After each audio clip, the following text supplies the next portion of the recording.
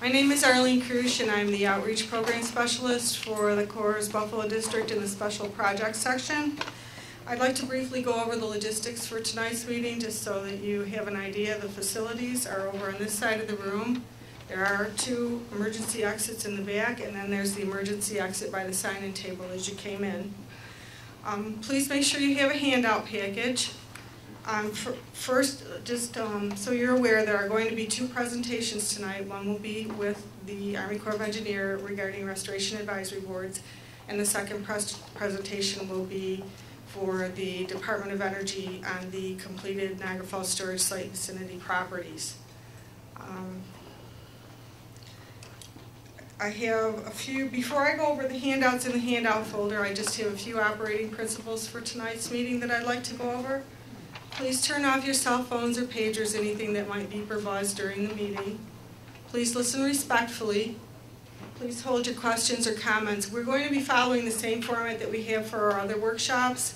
So we're going to do the presentations, then we will be doing the poster session to rearrange the room, and then we will have the workshop portion. So if you could hold your questions and your comments till the workshop portion, we would really appreciate it. Excuse me, Arlene, is there a way to modify the agenda this evening and maybe put the first presentation, which is really repetitive for the last 2 years, at the end of the meeting? Because I only see one person in the group that is interested in forming a new restoration advisory board, and I would prefer if the first portion of the meeting could be spent discussing the issues surrounding the condition of the NFSS and possible leakage. And if we have time, I would love to hear from Congresswoman Slaughter's office why she believes the Army Corps is not violating the law by not recognizing a RAD that we believe it illegally dissolved in 2008. So that would be my request, and I don't know if the Corps would have that flexibility or anyone else in terms of the community members in the room, which perhaps may be outnumbered by the number of contractors and agency representatives, but that would be my suggestion if there's any interest in changing the format. Okay, Amy, we really would like to stick to the agenda the way it's been published for the last month in the papers. Some people come specifically for certain portions of the meeting, and we would like to stick to the agenda the way it is. We will be having the RAB presentation first, then we will have the DOE presentation because we're waiting for Chris Clayton to come from the airport, and then we will go into the poster session and then the roundtable portion where we will be taking comments and discussing at that time, because we have to rearrange the room for the court recorder so that everybody has a chance to be heard at the microphones. We have a new court recorder tonight, and I'd really like to keep the agenda the way it is. Thank you, though. We have comment cards, and we have an agenda poster right by the door when you come in. And if anybody would like to make suggestions that we change the format for our meetings, then you're more than welcome to put a comment in the comment card. Well, we've made that request in the past, so we've expressed concerns at every meeting over the format and how the agenda is established. So, other than just continuing to come to these meetings and repeating ourselves, I'm not quite sure what we can do. But is there anyone here interested in the presentation on the RAD formation, or? Amy, we've never given this presentation before, and I'd really like to start the agenda now, if you don't mind. Well, I support Amy's suggestion. I'm sorry, but I'm really not going to change the format of tonight's meeting at this time.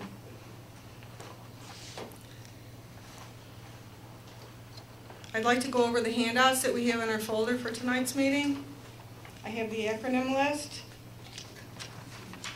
a copy of the presentation with the slides so that you can make notes to ask questions if you'd like, the Restoration Advisory Board fact sheet, and the Restoration Advisory Board RAB Rule Handbook that has all of the different requirements for restoration advisory boards. On the other side of the folder, I have a newsletter that's going to be going to our people on our mailing list, and it also has a comment card on the back that you can tear off and put in the suggestion box tonight for the meeting if you'd like to. I'd like to now introduce Lieutenant Colonel Daniel B. Sneed, the Buffalo District Commander. Good evening, and I'd like to thank everybody for coming out today. I know we've got some elected officials here. I thank you also for being here, and if you're here on behalf of an elected official, I also thank you for being here this evening. Before I start, I'd also like to just kind of point out, I mean, when we go through this discussion on any interest out there on creating a restoration advisory board, for those that are new, if you look at that slide there, it kind of shows or highlights the property that covers the Lake Ontario Ordnance Works, and then there's a little dotted area called the Niagara Falls Storage Site. So essentially we're doing two separate projects. One's potentially a remedial action there at the Lake Ontario Ordnance Works under the Defense Environmental Restoration Program for formerly utilized defense sites. And that takes care of chemical contaminants. And the second project, as you can see overlaid with the dotted line, is the Niagara Falls Storage Site. That falls under the U.S. Department of Energy's formerly utilized sites remedial action program. And it's funded separately than the DERP FUD's funding. And that goes towards radiological contaminants. So I think it's important that you understand that. You'll see that the LOW, or Lake Ontario Ordnance Works, in this first presentation, referring to the DERP FUD's program through the Department of the Army. And on the second presentation, you'll hear more about the Niagara Falls Storage Site under the FUSREP program that is through the US DOE funded through the Corps of Engineers. I'd also like to thank personally Skip. He's here with the Senior Center and the director of the Senior Center for allowing us to have this tonight, an opportunity tonight to have this meeting. Before we go further, I'm also going to introduce our team members from the Buffalo District. Will you please stand when I say your name? First, we've got Bill Kowaleski. He's our program manager for our special projects branch that cover both our projects under FUSREP and DERP FUDs. We also have Bill Frederick from the environmental projects. He's our team leader for environmental projects. Steve Bousquet, he's our environmental health section team leader. And then Dave Frothingham, our environmental engineering section team leader. Also John Bossy, our project manager for the Niagara Falls Storage Site and Lake Ontario Ordnance Works program. Mick Sinnis, who's our project manager for the Lake Ontario Ordnance Works. Also Jeff Hall for the Lake, he's our project engineer for the Lake Ontario Ordnance Works. And also Jeff is the project manager for our Office of Economic Adjustment work at the Lewiston wastewater treatment plant. Also Andrew Lennox, I think I saw him, there he is, a project engineer for the Niagara Falls Storage Site, and Arlene Krusch, who introduced the meeting this evening with our outreach team, and additionally we have Natalie Watson, who's here with our outreach team. Bruce Sanders, I think he's here with our public affairs as well. Going on to the next slide. The next person I'd like to introduce, and she's going to give the quick presentation here on the DoD Restoration Advisory Board's Candy Walters. She is a public affairs specialist for the Defense Environmental Restoration Program for formerly used defense sites out of our headquarters in Washington, D.C. Candy will be talking with you about the Restoration Advisory Boards. Following that presentation, the U.S. Department of Energy, Chris Clayton, will be here from their legacy management. In fact, he's on his way here now, and he'll go over a current review of the completed Niagara Falls storage site vicinity properties. One of Chris's support contractors is here, Bob Dorr, who's traveling with him, and then I also believe Joey Gillespie is here currently, representing SM Stoller on behalf of the Department of Energy. Welcome. We will then have a poster session after this that gives us an opportunity to restructure the seating to kind of allow us to facilitate the Q&A, question and answers and discussion after that. following the DOE's presentation. So we're here tonight, first off, to explain what a Department of Defense or the DoD RAB is, so that you can understand the advantages and limitations of a DoD RAB for the former Lake Ontario Ordnance Works site, and make an informed decision on the direction you wanted us to take in our outreach program. We value your input and your participation at these workshops, and we'll continue to have these workshops every 3 months or so, and we'll make sure that we put out the information on when they are and where they're at, so you can participate. At this moment, I'll go ahead and turn it over to Candy from our headquarters, who will provide the presentation on the RAB presentation.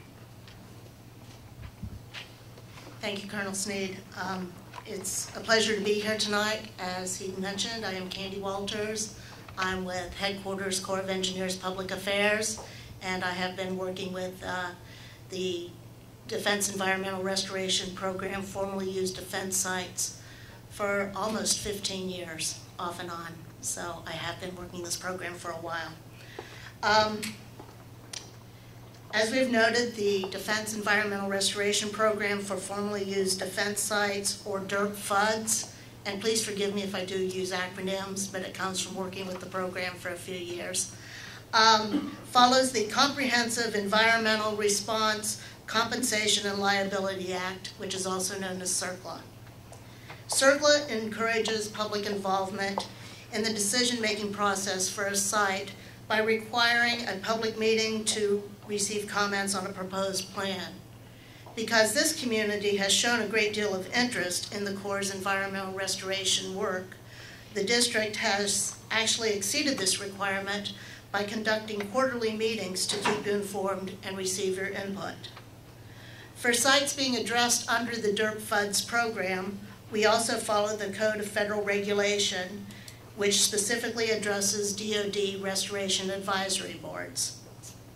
In 2008, the Buffalo District asked for input from the community about forming a Restoration Advisory Board for the Lake Ontario Ordnance Site. After receiving the input from the community, a determination was made that there was not sufficient interest in forming a DoD RAB. What year was this? What year? 2008. At a cleanup site where a DoD RAB is not currently operating, the Corps is required by law to reassess possible community interest in forming a RAB every 24 months, and that's what we're doing tonight, taking the first step. But you did get feedback in 2008, and from a multiple of stakeholders representing thousands of people in this county saying that there is a RAB. Could you clarify for us why the Corps took the position in 2008 that there was not a RAB? I can clarify what constitutes a DoD Restoration Advisory Board, and that's what these slides will do. The purpose of a RAB. Amy, if you could please hold your questions until after we get to give the Thank you. presentation, it would be really appreciated. A RAB provides the community with the opportunity to be involved in the environmental restoration process at formerly used defense sites, either as a RAB member or through attendance at RAB meetings. RABs offer the opportunity to influence cleanup decisions through discussion and to offer individual input to the decision makers. Because representatives of the environmental agencies overseeing the cleanup participate in the RAB also offers the community the opportunity to share their questions, concerns, and ideas with the agencies who are actually involved in the cleanup. Next slide. What is a RAB? A RAB is a DoD-sponsored organization that provides input to the district engineer. A RAB meets on a regular basis to discuss environmental restoration of a specific property that is either currently or was formerly owned by the DoD, and it's at those sites where the DoD oversees the environmental restoration process. RABs enable people who live and or work within the affected community surrounding a specific site to exchange information with the representatives of the regulatory agencies, the Corps, and the community. The RABs are limited to DIRT activities funded by DoD appropriations. And in this case, the DoD, the Department of Defense, has no authority to establish a RAB to address the formerly utilized sites remedial action program, Niagara Falls Storage Site. Next slide. This slide shows you what we would envision a RAB membership could look like. It represents a cross-section of the community and is designed to reflect the community's diverse makeup. It is comprised of representatives of tribal, federal, state, local governments, and of course the community. If an individual lives or works in an area that's affected by a site, he or she may be eligible to apply to be a member of a RAB. Examples of community interest that might be represented on the RAB include affected community members, affected business communities, homeowner associations, local environmental groups, environmental justice groups, health officials, senior citizen associations, and civic groups. What can a RAB do? Examples of the activities that a RAB can undertake are listed on this slide. A RAB provides stakeholder opportunities to participate in the restoration process, to monitor and review the restoration process, and to make the community views and concerns known to the decision makers. RABs can only address issues associated with the Corps' environmental restoration activities. RAB meetings are open to the entire community, and they are designed to be held at convenient times and locations. So even if you're not a member of the RAB per se, you can still come and participate in the meeting. What doesn't a RAB do? First and foremost, RABs are not decision-making bodies. Consensus is not necessary. The Department of Defense is trying to make decisions based on input from as many different people as possible, and we appreciate the input of the individual RAB members. The core decision makers will listen closely to and consider the input that the members provide regarding the activities.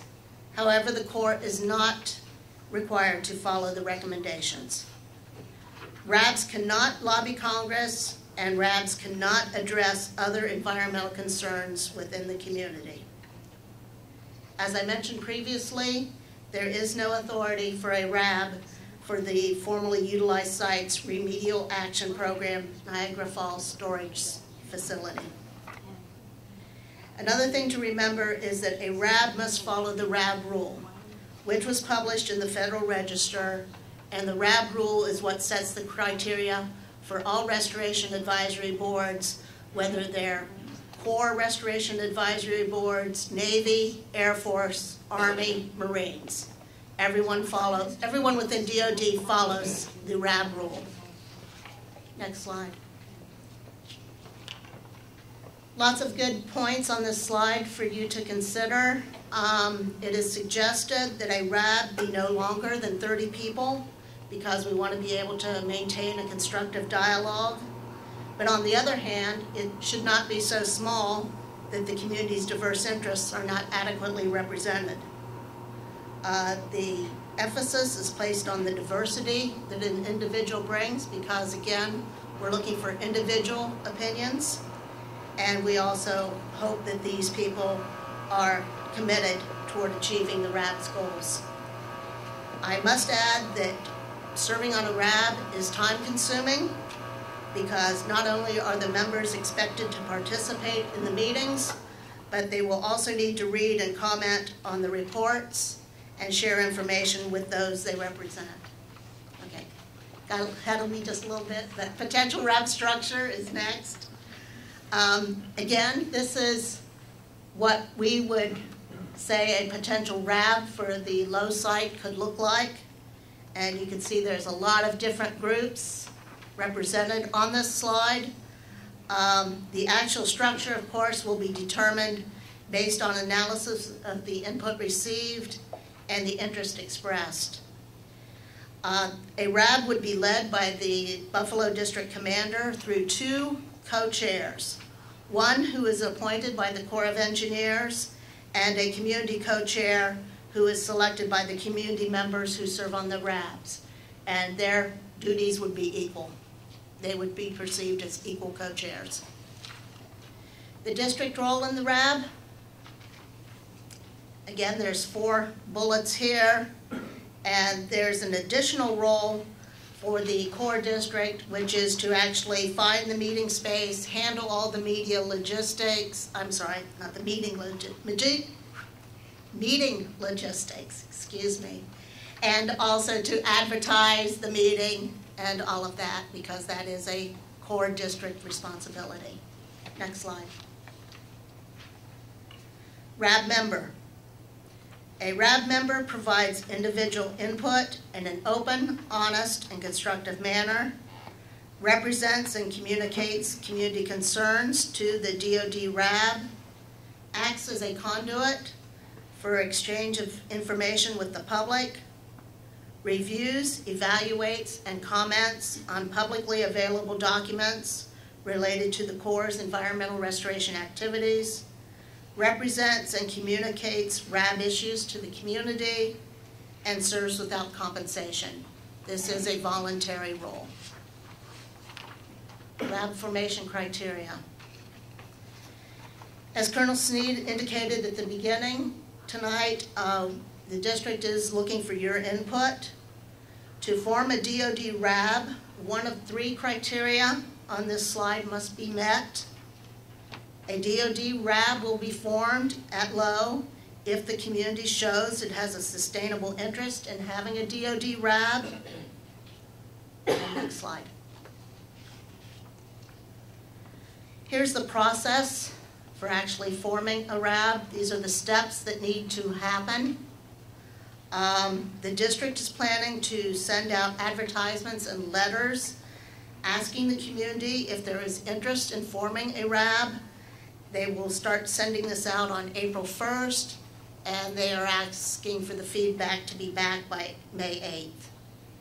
After thoroughly reviewing the input, the district is expecting to make its decision as to whether or not there's enough interest in forming a RAB in June.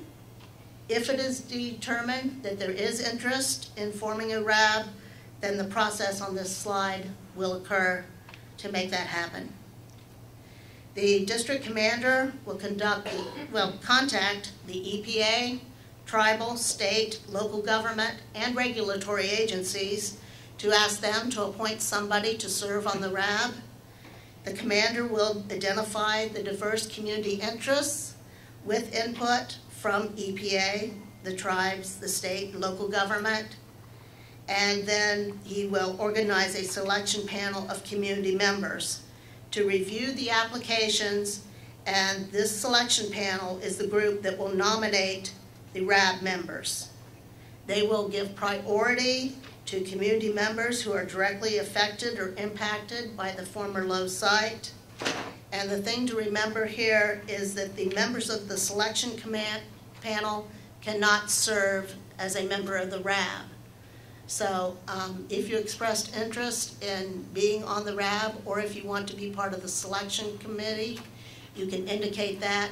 You can do one or the other, but not both. Once the commander receives the recommended list of potential RAB members, he has 2 choices, and 2 choices only. One is to accept the list as it was given to him, or to reject the entire list. He can't pick and choose. It's all or nothing. Next slide. So I'm trying to wrap up here very quickly so we can get to the next presentation. In summary, a RAB provides a forum for discussion and exchange of information between the district and the affected community. The RABs offer members the opportunity to influence cleanup decisions through discussion and to provide individual input to the decision makers for the site. Next slide. What if the decision is made not to have a RAB. Again, a RAB is just one forum for the exchange of information. It is not the only tool that the Corps or the Army has at its disposal to reach out and get input from the community. If a RAB is established for Low, the district will continue to hold workshops with the community that are solely dedicated to the Niagara Falls storage site. There will no longer be the joint meetings because the RAB would address the Low site and there would be separate meetings, separate community meetings such as this with discussion panels and things like that for the Niagara Falls storage site. Last slide. And here is who you contact for more information to make your views and wishes known. Public participation is a key component of the CERCLA process, and the district really wants your input as to what you want them to do. There's a tear-off sheet on the back of your handouts that we would encourage you to fill out and provide. You can either complete it tonight and put it in the comment box, or you can send it back to the district later. And that concludes my presentation. I would like to now introduce Chris Clayton of the Office of Legacy Management for the Department of Energy, who's going to talk about the vicinity properties at Niagara Falls Storage Site. Thanks. Thank you. First, I'd like to thank you all for being here and allowing me the opportunity to present and follow up from what we committed to on the December 2nd stakeholder meeting. I'd like to thank the Buffalo District for allowing me the opportunity to provide this presentation. On the 2nd of December, we committed to doing a review of the work that the Department of Energy had conducted at 23, or not 23, but look at some of the vicinity properties that the Department of Energy cleaned up. 6 specifically, and the 2 drainage ditches, the central drainage ditch and the west drainage ditch, Joey. So I'm here to present our findings. Next slide, please. The rationale that we used for the properties was first accessibility to the public. That was an underlying issue with several of stakeholders that presented concerns. Vicinity property Q, R, X, the central drainage ditch, as well as the west drainage ditch. Extreme stakeholder interest for vicinity property X, and then adjacent to vicinity property X and the Niagara storage site proper, it borders the central drainage ditch, vicinity property S, T, and W. And again, for those of you in the back, the graphics is a little small, but within your handouts, it's there, as well as on the CD that we're providing of the report itself. Gives a little bit better visual representation. So, apologize for the smallness, but trying to just give you... You have a pointer, it would help. Basically, the ones shaded in green, ma'am. Oh, thank you. Yep. The ones shaded in green up in here, there's the central drainage ditch, the west drainage ditch, and then Q and R right here. So everything surrounding here, vicinity property X, was predominant in 3 of our decision making.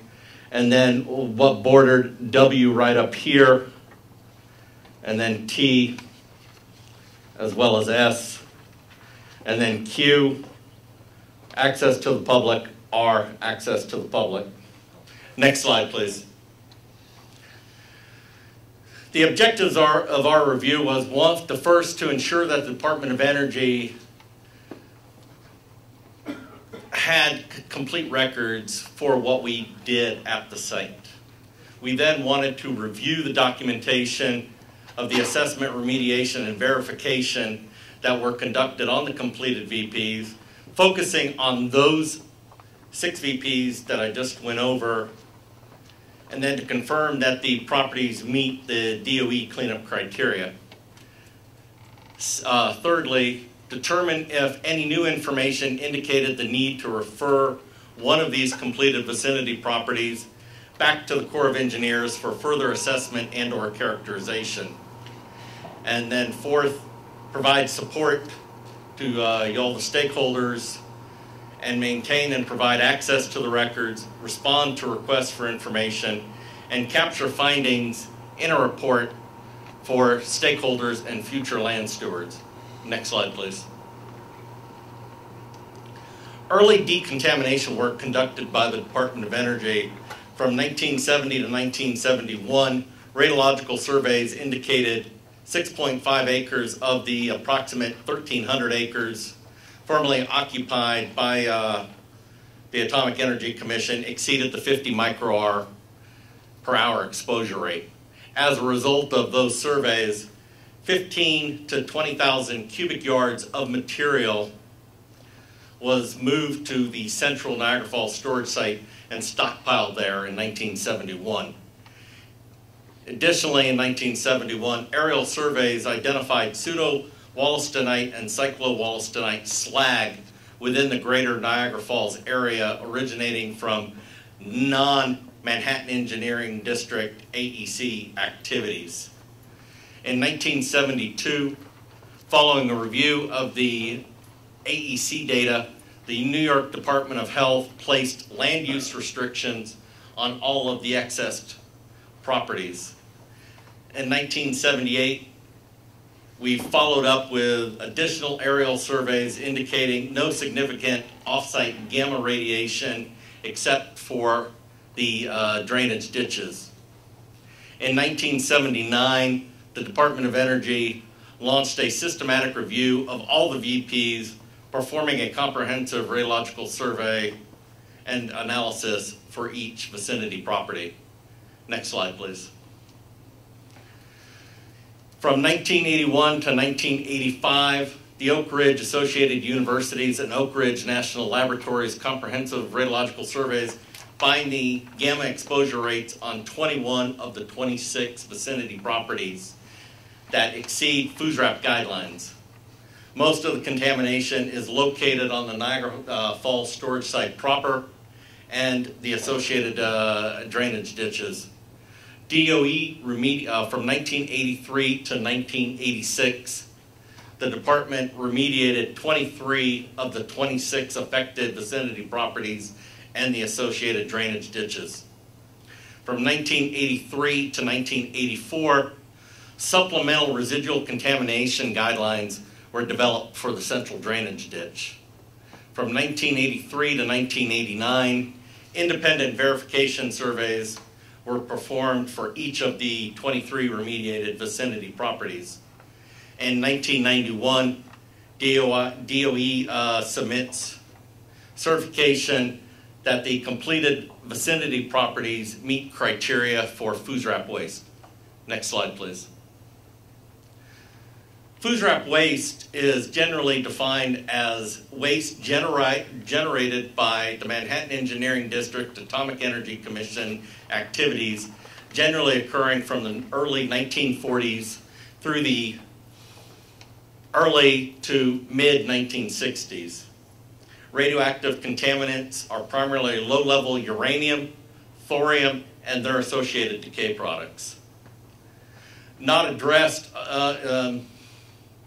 and the waste is not addressed under other programs such as the Comprehensive Environmental Response Compensation Liability Act, CERCLA, the Nuclear Regulatory Commission, NRC, or by our sister office, the DOE Office of Environmental Management. Non-FUSRAP related waste is waste that was generated prior to the 1940s and after the 1960s. There was no definitive relationship between that waste and any MED or AEC activity at the site, and the characteristics are unlike known FUSRAP waste for a given site. The Niagara Falls storage site had a particular type of waste stream, and associated with that waste stream would have been the associated waste. If it didn't meet that criteria, it was determined to be non-FUSRAP related. Next slide, please.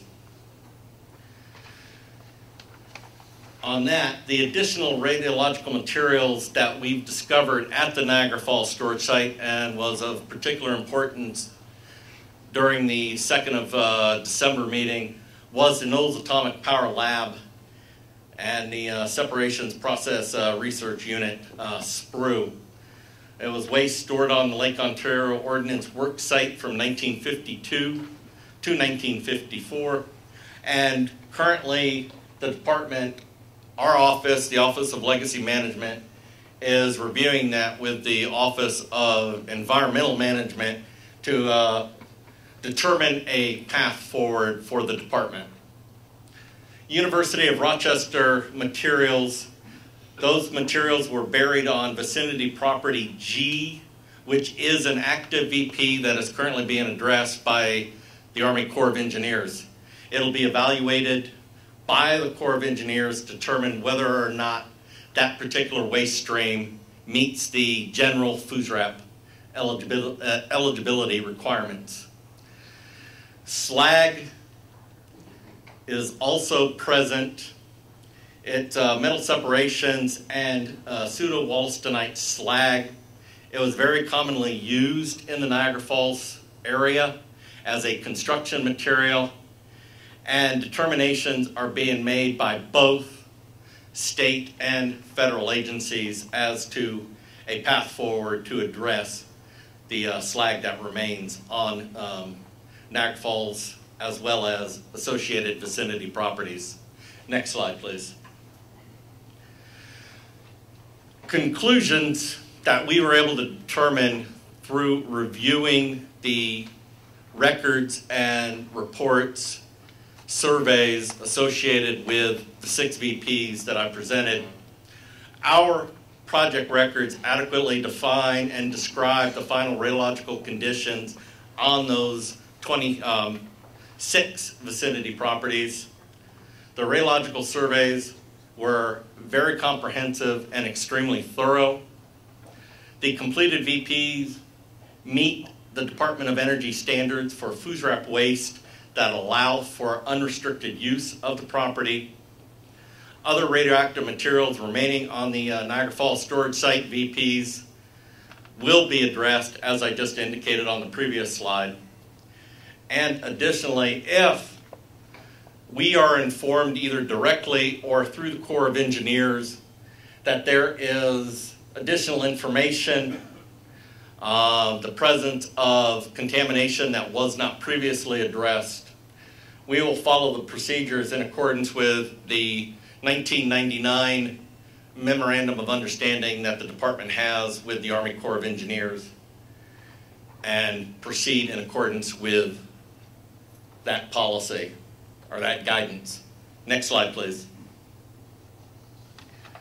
As was committed to at the December 2nd meeting, the report is currently posted at the www.lm.doe.gov Niagara vicinity documents. Joey, we've checked that link and ensured that it is accessible.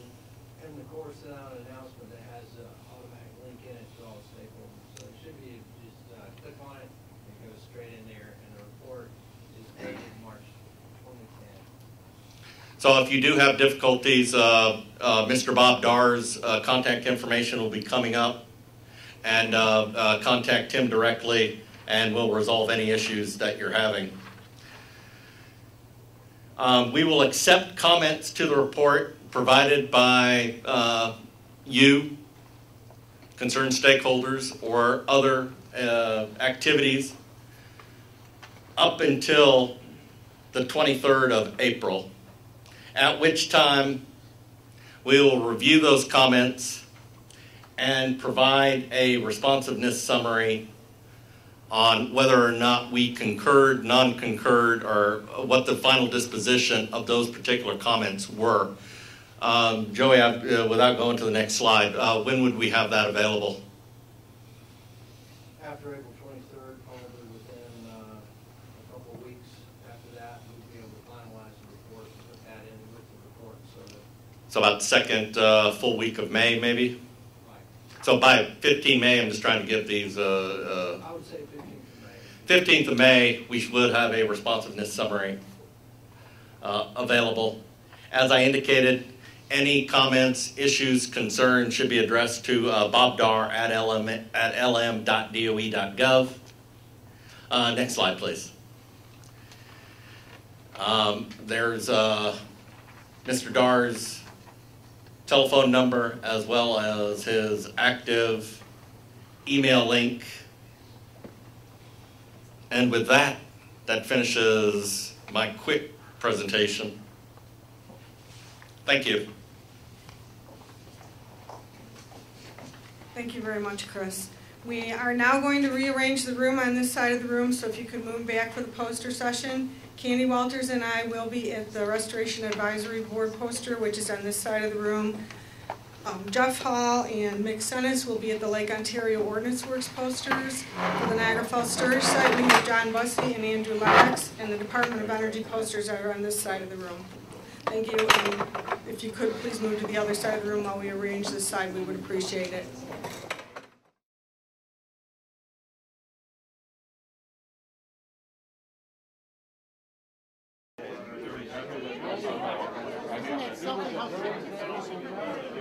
Well, no, I guess you have 7. You need 25.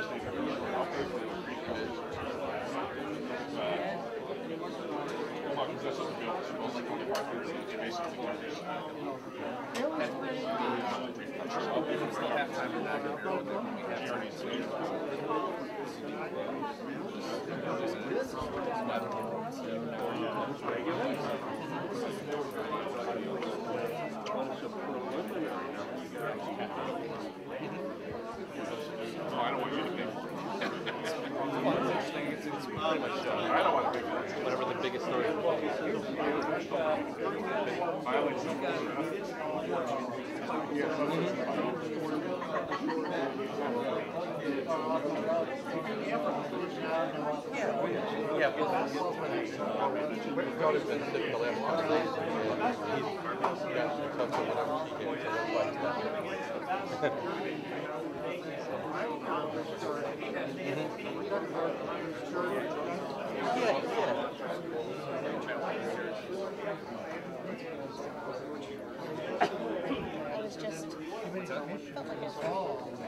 We happen to get the uranium. How the uranium is basically anyone can guess.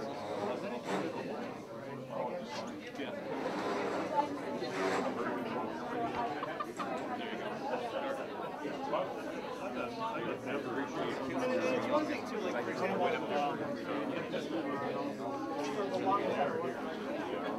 Well, I'll tell you, I hear a lot more there. Oh, that's great. That's great. That set a new record even for the Department of Energy. They're telling you absolutely nothing. You don't have to It's just a repetition of a repetition. It's like we're in a film loop, you know, it never stops. Well, appreciate you. This is one thing that doesn't need to hear that. I understand. Just let us correct their facts, because they're facts.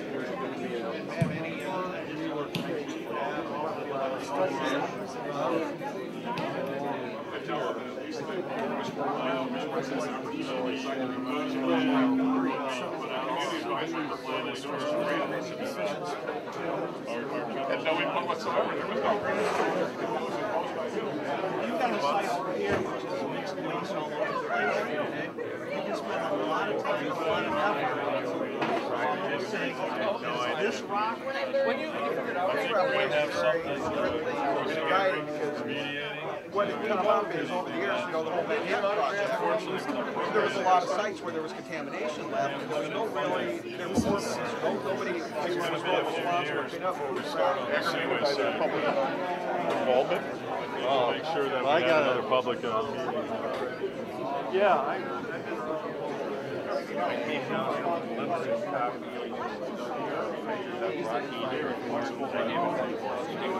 Again, that's one of the things we look at. For us, we take a real in-depth look based upon our view that we've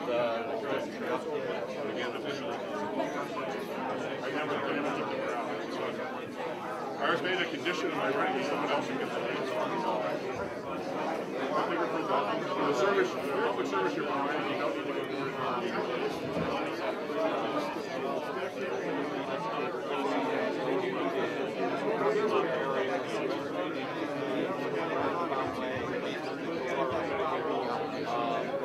describing, you have information that demonstrate